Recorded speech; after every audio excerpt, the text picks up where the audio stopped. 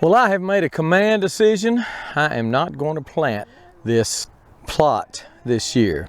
That's not what I'm going to do with this. What I am going to do with this is something that will help it for next year and for years to come. So stay with me. Let me show you what I'm doing. I think you'll find it interesting.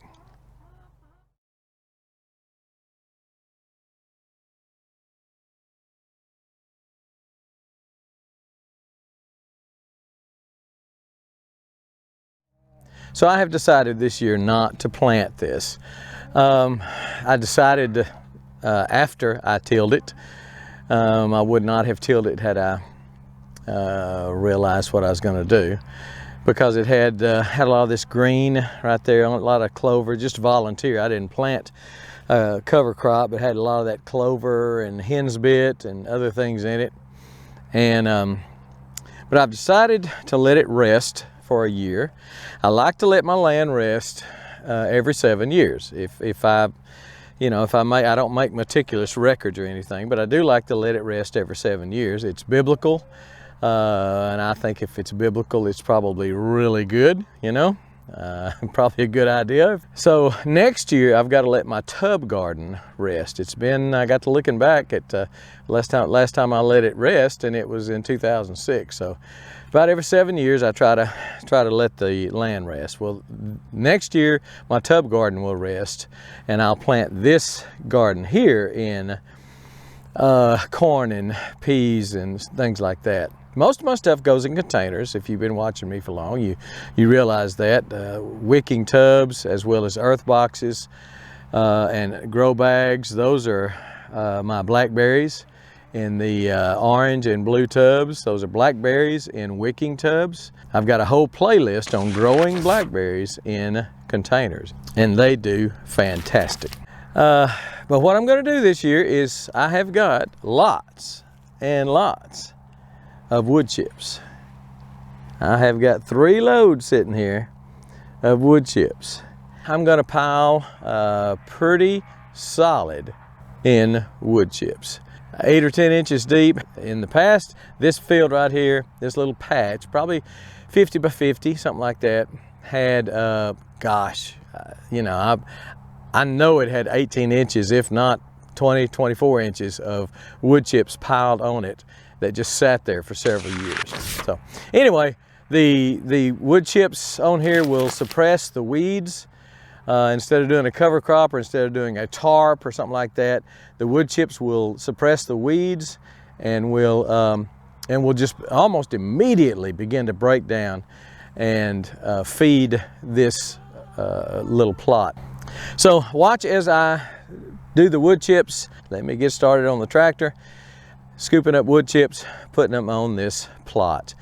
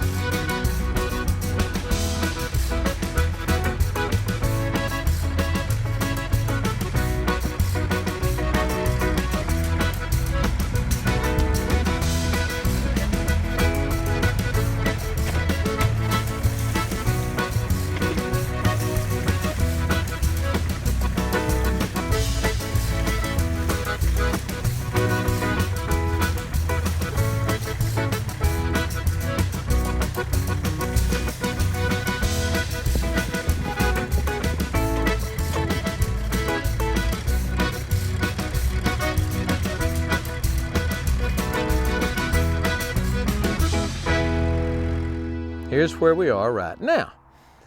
I've already got it all done. Let me try to get you, the sun is in your face probably. Let me get over here a little bit. And what you, I think, can see, I think it translates to the camera, is just a bunch of piles, because it's just, when you're dumping it, even though you're shaking it and trying to feather it out, trying to, feather that thing, it's hard to get, it's hard to get them spread out even. You're not going to get them spread out evenly with the tractor.